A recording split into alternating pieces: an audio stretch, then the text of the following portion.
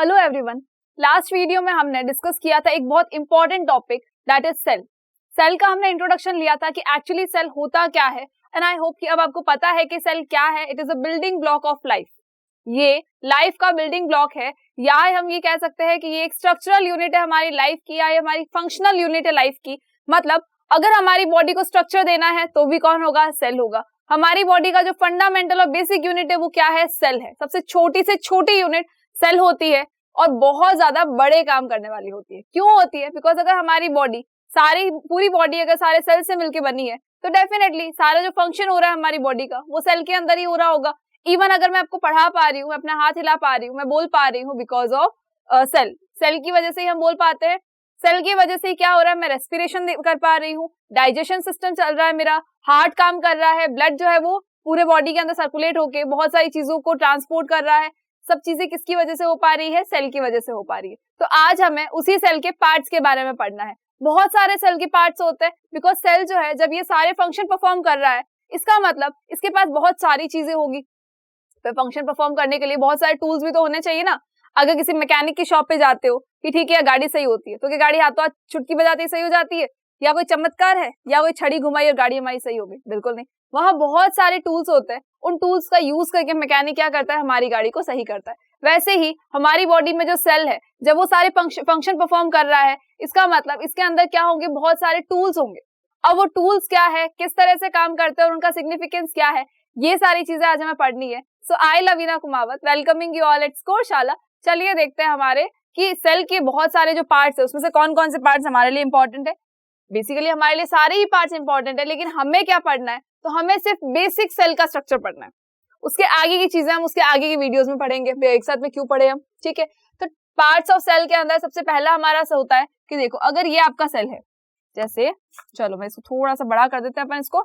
अब देखो अगर ये आपका सेल है, ठीक है, ये मैं बोल रही हूँ कि सेल है हमारा, ठीक है। अब सेल के अंदर जो आउटर मोस्ट पार्ट होगा, जो सेल की कवरिंग होगी, भाई सेल के अंदर जब हमने कहा बहुत सारी चीजें है, तो अगर मुझे बहुत सारी चीजें एक साथ में रखनी होती है तो हम क्या करते हैं? एक कैरी बैग का यूज करते हैं। तो जो कैरी बैग है या जो पॉलिथीन है, it's a polythene like structure जिसको कि हम कहते हैं सेल मेम्ब्रेन। ये जो पॉलिथीन लाइक स्ट्रक्चर है जो सारी चीजों को होल्ड करके रखने वाला है अपने अंदर, उसको हम कहते हैं सेल मेम्ब्रेन। इसको क्या कहते हैं? इसको हम कहते हैं सेल मेम्ब्रेन। ये हमारी होती है सेल मेम्ब्रेन। मेम्ब्रेन क्या मतलब हो गया? इसकी आउटर कवरिंग है ये मोस्ट सबसे ज्यादा बाहर वाली कवरिंग, जो सबसे बाहरी कवरिंग जिसको हम बोल सकते हैं कि अगर मैं सेल को हाथ लगाऊं तो सबसे पहले मैं किस चीज को टच करूंगी? सेल मेम्ब्रेन को टच करूंगी। It is a kind of polythene जो क्या करती है? सारी चीजों को होल्ड करके रखती है। अब कौन सी सारी चीजें? तो सेल के अंदर जैसा कि हमने कहा कि बहुत सारे टूल्स होते हैं जिसकी वजह से सेल कुछ कामों को परफॉर्म कर पाता है। सारे फंक्शन जो हमारी बॉडी के हो रहे हैं वो सेल की वजह से हो पा रहे हैं। तो इसके अंदर जो टूल्स है उनको हम बाहर तो रख नहीं सकते। टूल्स के लिए एक बैग होना बहुत जरूरी है। तो वही बैग क्या है? हमारा सेल मेम्ब्रेन है। यही बैग क्या है? हमारी सेल मेम्ब्रेन है।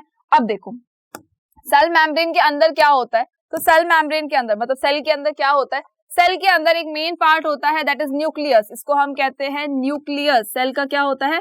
न्यूक्लियस होता है। जैसे एटम के अंदर भी आपने पढ़ा होगा ना न्यूक्लियस, वैसे ही सेल के अंदर क्या होता है? न्यूक्लियस होता है।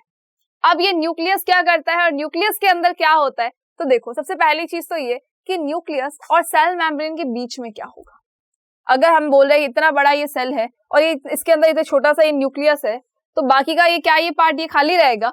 तो बिल्कुल नहीं, ये पार्ट बिल्कुल भी खाली नहीं रहेगा।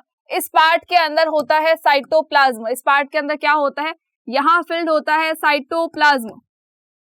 यहाँ फिल होता है साइटोप्लाज्म, मतलब एक जेल लाइक स्ट्रक्चर होता है जो कि यहाँ पूरे में फिल्ड होगा। इसके सेंटर में क्या होगा? न्यूक्लियस होगा। सेल मेम्ब्रेन के अंदर जेल लाइक स्ट्रक्चर होता है। अब ये जेल लाइक स्ट्रक्चर क्यों होता है? तो ये जेल लाइक स्ट्रक्चर मतलब साइटोप्लाज्म क्या करता है? सेल के जितने भी ऑर्गेनल्स है उन सबको होल्ड करके रखने का काम करेगा। मतलब इस साइटोप्लाज्म के अंदर, इस जेल लाइक स्ट्रक्चर के अंदर ही सेल के जितने भी ऑर्गेनल्स है वो फ्लोट करते रहेंगे, वो उसके अंदर घूमते रहेंगे। अब सेल ऑर्गेनल्स क्या होते हैं? तो इसके अंदर जितने भी पार्ट्स होंगे साइटोप्लाज्म के अंदर, बहुत सारी चीजें जो है वो फ्लोट करेंगी। उन बहुत सारी चीजों के नाम है, उन बहुत सारी चीजों को ही हम अगर एक कंपाइल फॉर्म में देखें तो हम उसको कहते हैं सेल ऑर्गेनल्स। मतलब सेल ऑर्गेनल्स कहाँ प्रेजेंट होते हैं? साइटोप्लाज्म के अंदर प्रेजेंट होते हैं। अब सेल ऑर्गेनल्स होते कौन कौन से? तो माइटोकॉन्ड्रिया का नाम आपने सुना होगा, लाइसोसोम का तो सुना ही होगा। लाइसोसोम हो गया, माइटोकॉन्ड्रिया है, डीएनए है, राइबोसोम्स है, गोल्जी बॉडीज है, ये सारी चीजें क्या होती है, सेल ऑर्गेनल्स होते हैं। मतलब सेल के अंदर जो बहुत सारे टूल्स है ना, वैसे हमारे पास क्या होते हैं, उनके नाम होते हैं। अब आपका जो ज्योमेट्री बॉक्स होता है उसके अंदर चीजों के नाम है ना आपके पास, कि ये पेंसिल है हमारी, ये इरेजर है, ये स्केल है, ये हमारा डिवाइडर है, ये हमारा कंपास है, ये प्रोटेक्टर है।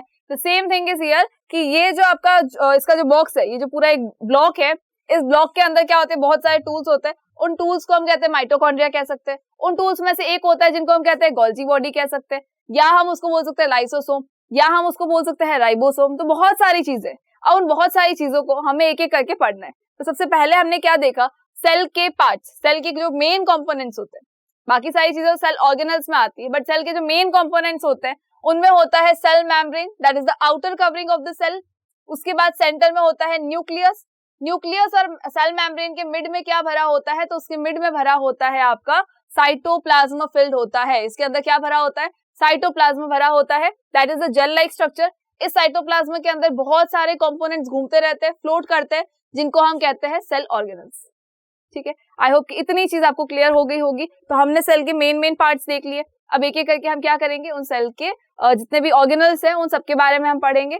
चलिए, अब मेनली हम ये देख लेते हैं कि भाई सेल स्ट्रक्चर जो होता है, it comprises individual components with specific functions essential to carry out life process. Simple चीज है, सेल के अंदर बहुत सारी चीजें अगर फंक्शन परफॉर्म हो रही है, बहुत सारे लाइफ प्रोसेस अगर हो रहे हैं, तो इनके अंदर स्पेसिफिक फंक्शन के लिए कुछ स्पेसिफिक कंपोनेंट्स भी तो होने चाहिए। तो बस वही कंपोनेंट्स के बारे में हम बात कर रहे हैं। चलिए, नाउ द सेल मेम्ब्रेन। अब सेल मेम्ब्रेन क्या है, इसको हम बोल सकते हैं प्लाज्मा मेम्ब्रेन। सेल मेम्ब्रेन को हम क्या कह सकते हैं, प्लाज्मा मेम्ब्रेन। जो सेल की आउटर कवरिंग है, it's a kind of bag और पॉलिथिन, उसको हम क्या कह सकते हैं, प्लाज्मा मेम्ब्रेन हम कह सकते हैं। Is a thin coat of lipids. ये थिन कोट होता है, बहुत पतली होती है, बहुत थिन होती है लेयर, और बहुत फ्लेक्सिबल भी होती है। ठीक है, जब हम इसको बारे में पढ़ेंगे मैं आपको डिटेल में बताऊंगी, पर अभी आपको ये याद रखना है कि इसको हम कहते हैं प्लाज्मा मेम्ब्रेन, और ये बहुत थिन होती है, बहुत पतली होती है, और इस किससे बनी होती है, लिपिड से। Lipid is a kind of protein. Lipid is a kind of protein. तो ये किससे बनी होती है मेनली, अगर आपको नहीं याद रहा है लिपिड, तो सिंपल सा लिख देना, प्रोटीन से बनी होती है। तो जो सेल मेम्ब्रेन है, ये प्रोटीन से बनी होती है, दैट सराउंड्स अ सेल। एक सेल को सराउंड करती है, सेल को बांध के रखती है। एक और चीज होती है सेल वॉल। एक चीज और होती है सेल वॉल होती है। भाई ये सेल का हमने कहा कि जो सेल मेम्ब्रेन है, it is the boundary of the cell, जिसको हम स्किन ऑफ द सेल भी बोल सकते हैं, बैग ऑफ द सेल भी बोल सकते हैं, और outer covering of the cell भी बोल सकते हैं। तो स्किन भी हम इसको कह पाएंगे। चलिए, अब एक नाम होता है सेल वॉल। सेल वॉल क्या होता है और ये कहाँ होता है, तो ये ह्यूमन बॉडी के अंदर तो नहीं होता। एटलीस्ट ह्यूमन बॉडी के जितने भी सेल्स है, वहां पर सेल वॉल कभी नहीं होता। कभी देखा, यहाँ हाथ लगा के देखो, स्किन को अपनी टच करके देखो, सॉफ्ट लगती है ना आपको। क्या प्लांट के स्टेम की तरह हार्ड नजर आती है? बिल्कुल नहीं। और अगर ये हार्ड नहीं है, इसका मतलब इसके ऊपर सेल वॉल नहीं है। जो हमारी स्किन है, मतलब हमारी बॉडी के जितने भी सेल्स है, उनके अंदर सेल वॉल प्रेजेंट नहीं होती है। ये सेल वॉल प्रेजेंट होती है only in the plant cell. Only plant cell के अंदर ये सेल वॉल प्रेजेंट होती है, जो कि प्लांट सेल को रिजिडिटी प्रोवाइड करती है। मतलब प्लांट के अंदर जो स्टेम जो बिल्कुल हार्ड होता है ना, वो हार्ड क्यों होता है? Because of cell wall. और ये सेल वॉल किसकी बनी होती है? It comprises of cellulose. It comprises of cellulose. Cellulose क्या होता है? एक तरह का कार्बोहाइड्रेट, हम इसको कह सकते हैं। स्पेशल टाइप ऑफ कार्बोहाइड्रेट होता है जो हमारी बॉडी डाइजेस्ट बिल्कुल भी नहीं कर पाती है। अगर सेल्यूलोज को हम डाइजेस्ट कर पाते तो सोचो हम कितनी सारी चीजों को जो हम मिस कर पा रहे हैं, उनको भी हम खा पाते। तो सोचो, जो प्लांट्स हैं उनके अंदर एक चीज होती है घास। हमारे घर में सबसे ज्यादा प्लांट के नाम पे क्या मिलेगा? घास मिलती है। आसपास में देखोगे घास मिल जाएगी। अब वो जो घास है, बहुत सारे एनिमल्स जो है उसको बहुत इजीली खा लेते हैं, लेकिन ह्यूमन बॉडी क्यों नहीं उसको खा सकती? हम भी तो खा सकते हैं। आज की डेट में अगर हमारे फूड आइटम्स देखें तो मुझे ऐसा लगता है कि हमने कांटों को भी नहीं छोड़ा है। इवन जो एलोवेरा है उसकी सब्जी हम बना लेते हैं। बहुत सारी ऐसी चीजें हैं जो कांटेदार सब्जियां जो होती है उनको भी हम बना के खा लेते हैं। तो फिर हमने घास को क्यों छोड़ दिया? क्या वो पैरों में आती है इसलिए? बिल्कुल नहीं, क्योंकि वो जो घास होती है वो बनी होती है सेल्यूलोज की, और सेल्यूलोज हमारी बॉडी डाइजेस्ट नहीं कर पाती। वो सिर्फ और सिर्फ एनिमल बॉडी डाइजेस्ट कर पाएगी, बिकॉज उनके अंदर स्पेशल टाइप के बैक्टीरियाज होते हैं, वो उसको डाइजेस्ट करने में हेल्प करते हैं। दैट इज वाई हमने घास को छोड़ के रखा है। चलिए, उसी सेल्यूलोज से कौन बना होता है? सेल वॉल बनी होती है, जो कि प्रेजेंट होती है प्लांट सेल्स के अंदर। प्लांट सेल के अंदर सेल वॉल प्रेजेंट होती है, एनिमल सेल में नहीं होती है। देखो, ये मेन डिफरेंस है ये हमारे सेल्स का। प्लांट सेल डिफरेंट होता है, एनिमल सेल डिफरेंट होता है। अब सोचो क्यों डिफरेंट होता है? तो भाई जब ऑर्गेनाइजेशन पूरा ही डिफरेंट है, प्लांट बिल्कुल ही डिफरेंट चीज है, और हमें अगर देखा जाए तो बहुत सारे डिफरेंसेस आपको दोनों के अंदर मिल जाएंगे। तो अगर इतना ज्यादा, इतना ह्यूज अगर डिफरेंस है, तो उनके सेल बिल्कुल सेम कैसे हो सकते हैं?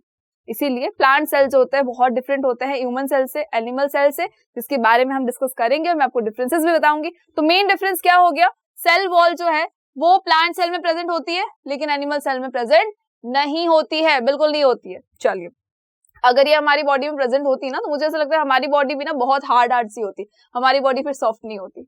चलिए, साइटोप्लाज्म क्या होता है? It refers to all of the cellular material inside the cell membrane other than the nucleus.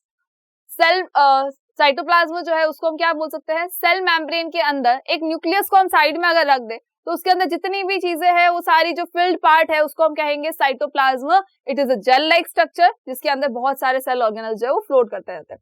The cytoplasm is made up of a watery substance called cytosol. एक वाटरी सब्सटेंस होता है साइटोसोल, एक watery substance होता है cytosol. Cytosol एक बहुत पानी जैसा सब्सटेंस होता है जिसकी वजह से एक साइटोप्लाज्म जो है वो बना हुआ है and it contains other cell structures. ठीक है, चलिए, साइटोस्केलेटन क्या होता है? देखो एक नाम और आ गया, साइटोस्केलेटन।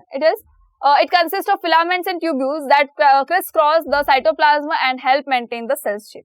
सेल का शेप मेंटेन करने के लिए कुछ स्पेशल टाइप के ट्यूब्यूल्स होते हैं जिनको हम कहते हैं साइटोस्केलेटन। अब कैसे याद रखेंगे? तो बेटा हमारी बॉडी के अंदर क्या होता है, हमारी बॉडी को स्ट्रक्चर देने के लिए, हमारी बॉडी को एक शेप देने के लिए क्या होता है? बोन्स होती है और बोन के स्ट्रक्चर को हम क्या कहते हैं? स्केलेटन कहते हैं। अगर हमारी बॉडी के अंदर वो बोन का स्केलेटन नहीं होगा तो क्या होगा? हमारी बॉडी ना ऐसे उठा के उसको ही रख सकते हैं, ऐसे कहीं भी पाउच बना के हम रख सकते हैं उसको, क्योंकि हमारी बॉडी में बोन्स ही नहीं होंगी। तो बोन्स क्या करती है? हमारी बॉडी को स्ट्रक्चर प्रोवाइड करती है। वैसे ही सेल को स्ट्रक्चर प्रोवाइड करने के लिए क्या है? साइटोस्केलेटन है। स्केलेटन नाम से आपको याद रखना है। Cytoskeleton is a tubule, is a kind of tubule और फिलामेंट जो कि सेल को स्ट्रक्चर देने में काम में आता है, सेल का एक पर्टिकुलर स्ट्रक्चर बनाने में हेल्प करता है। चलिए, नाउ न्यूक्लियस के बारे में पढ़ना। तो न्यूक्लियस के बारे में डिटेल में पढ़ने से पहले आपको ये पता होना चाहिए कि जो सेल है उसके सेंटर में एक पार्ट होता है, भले वो सेंटर में हो या साइड में हो, लेकिन एक बहुत मेन पार्ट होता है, लार्जेस्ट पार्ट होता है ये सेल का, जिसको हम कहते हैं न्यूक्लियस।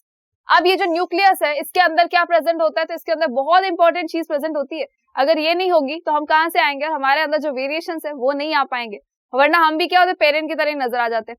लेकिन जो न्यूक्लियस है उसके अंदर क्या होता है? क्रोमोसोम्स प्रेजेंट होते हैं। न्यूक्लियस के अंदर क्या प्रेजेंट होगा? क्रोमोसोम। क्रोमोसोम का मतलब हो गया उसके अंदर डीएनए प्रेजेंट होंगे और ये डीएनए क्या करेंगे? हेरिडिटरी वेरिएशंस में हेल्प करेंगे। मतलब डीएनए ये क्या करने वाले हैं? हमारी बॉडी के अंदर जो सेल्स है, सेल के अंदर क्या होता है? न्यूक्लियस। न्यूक्लियस के अंदर क्या होगा? डीएनए प्रेजेंट होगा। अब जब डीएनए कॉपी होगा, मतलब अगर हमें पेरेंट से एक जर्म सेल मिलेगा, मदर से भी एक जर्म सेल मिलेगा, फादर से भी एक जर्म सेल मिला, दोनों का क्या हुआ? फर्टिलाइजेशन हुआ। ये आप लोगों को बहुत अच्छे से पता है। तो जब फर्टिलाइजेशन हुआ तो उससे बने हम, क्या हम हमारे पेरेंट्स के बिल्कुल सिमिलर नजर आ रहे हैं? बिल्कुल नहीं, डिफरेंट है ना। तो डिफरेंट कहां से हुए? इस डीएनए की वजह से हुए। डीएनए कंटेन्स द इंफॉर्मेशन, और कुछ कुछ जो आप सिमिलर नजर आ रहे हो वो भी किसकी वजह से आ रहे हो? डीएनए की वजह से आ रहे हो। डीएनए की वजह से ही अगर आपकी बॉडी का कलर, आपकी अगर स्किन का कलर मैच कर रहा है पेरेंट में से किसी एक से, दैट मींस कि वो डीएनए की वजह से। अगर आपके बालों का टेक्सचर मैच कर रहा है तो भी वो डीएनए की वजह से। आईज का अगर कलर मैच कर रहा है, डीएनए की वजह से। वॉइस मैच कर रही है, डीएनए की वजह से है। दैट मींस कि क्या होगा? जैसे ही सपोज कभी होता है ना, सीआईडी वीआईडी देखा करो यार, उसके अंदर क्या बताया जाता है कि अगर कोई डेड बॉडी मिली है और पता करना है कि ये जो डेड बॉडी है ये किसकी है, मतलब किसके फैमिली मेंबर से मैच करती है, तो क्या किया जाता है? एक डीएनए टेस्ट करवाया जाता है कि अगर डीएनए कॉमन हुआ इसका मतलब है कि ये उसका बेटा है, पापा है, जो भी है, वो सारे रिलेशंस वो निकाल लेते हैं सीआईडी वाले। ठीक है, हम यहाँ सीआईडी बनाने नहीं बैठे, हमें सिर्फ इतना याद रखना है कि वो डीएनए मैच करवाते हैं, एक डीएनए टेस्ट करवाते हैं।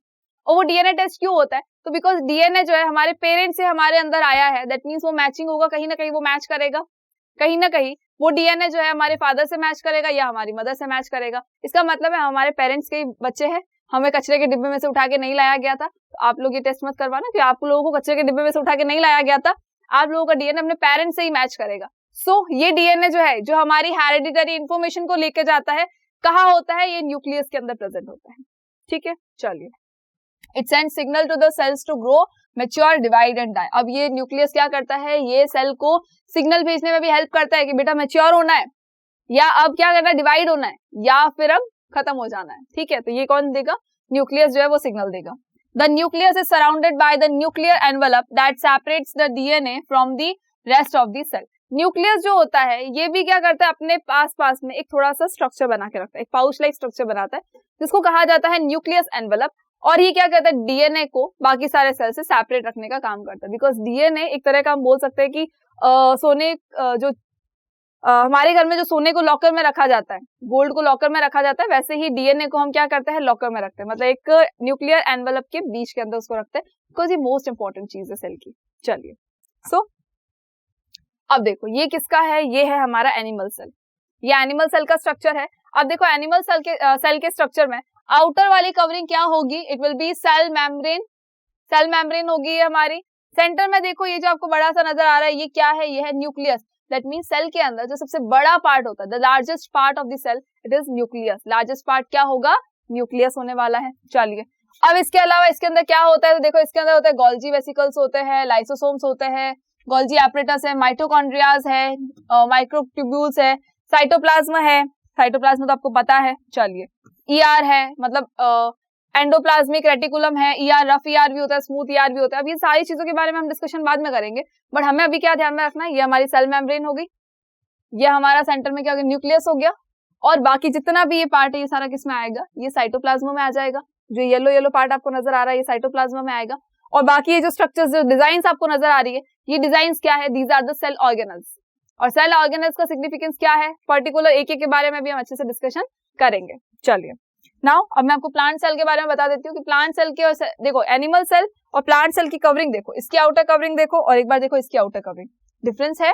ये बहुत थिन है और ये बहुत थिक है। ये थिक क्यों है, बिकॉज इसके अंदर सेल मेम्ब्रेन तो है, लेकिन इसके आसपास में क्या है, सेल वॉल है, जो कि इसको रिजिडिटी प्रोवाइड करता है, जो इसके स्ट्रक्चर को थोड़ा सा हार्ड बनाने का काम करता है। तो ये जो आपको डार्क ग्रीन कलर की नजर आ रही है ना, ये है हमारी सेल वॉल। इस सेल वॉल के अंदर की तरफ कौन होती है, सेल मेम्ब्रेन होती है। तो आउटर मोस्ट कवरिंग क्या हो गई इसकी, सेल वॉल हो गई। बट एनिमल सेल की आउटर मोस्ट कवरिंग क्या होगी, सेल मेम्ब्रेन होगी। ठीक है, इसकी आउटर मोस्ट कवरिंग देखो क्या है, सेल वॉल है। अब ये जो सेल वॉल है ये क्या करेगी, टर्जिडिटी या रिजिडिटी प्रोवाइड करेगी प्लांट सेल को, बट ये हमारी बॉडी के अंदर बिल्कुल भी प्रेजेंट नहीं होती है। सो आई होप कि आपको प्लांट सेल के सारे पार्ट्स आपको समझ में आ गए होंगे। अगर सेल के मोस्ट इंपॉर्टेंट पार्ट्स आपको अगर समझ में आ गए हैं तो फिर वेट कीजिए नेक्स्ट वीडियो का, जिसके अंदर हम क्या करेंगे, एक एक चीजों को पर्टिकुलरली डिस्क्राइब करेंगे आपके लिए, सो दैट कि हमारा डिस्कशन बहुत अच्छे से हो जाएगा एंड आपको सेल के अंदर जितने भी सेल ऑर्गेनल्स है या जितने भी इसके पार्ट्स है उन सबको डिटेल में पढ़ने का एक मौका मिल जाएगा। और पढ़ना जरूरी है क्योंकि हमारे एग्जाम में आने वाला है, चैप्टर में दिया हुआ है, दैट मींस हमें पढ़ना है। तो एक एक करके हम सारे के सारे पार्ट्स को डिस्कस करेंगे। तब तक के लिए थैंक यू सो मच।